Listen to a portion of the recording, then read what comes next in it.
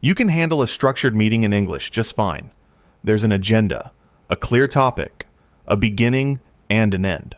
But small talk before or after it, with no structure at all, leaves you completely frozen. If casual conversation scares you more than formal English, it's not your vocabulary. It's the total absence of a map. Here's what's actually happening. Meetings and interviews give your brain a track to follow, a known topic, a predictable direction.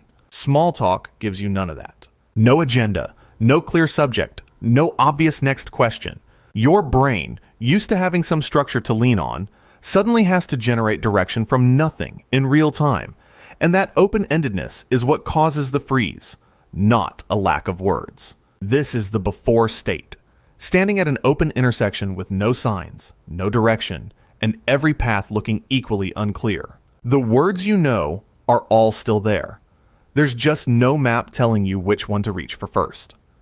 Here's how to build a simple map for small talk, so it stops feeling so open-ended.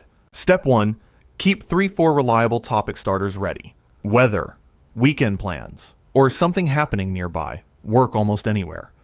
Having them ready removes the need to invent a topic from nothing. Step 2, use the follow-up formula. Ask a simple question, then add one small reaction or detail of your own. This turns small talk into a simple back-and-forth pattern instead of an open void. Step 3, treat small talk as low stakes, not a test. Unlike a meeting, nobody is grading small talk. Reminding yourself of that lowers the pressure that makes the maze feel so intimidating in the first place. This is the after, the same open-ended situation, but now with a few reliable signposts guiding you through it. The maze didn't disappear. You just stopped needing to navigate it blind. Try this today. Prepare one topic starter you can use in your very next small talk moment. Does structured English or casual small talk feel harder for you? Tell me in the comments. Subscribe. Simba Eduzone posts a new English mindset video every week.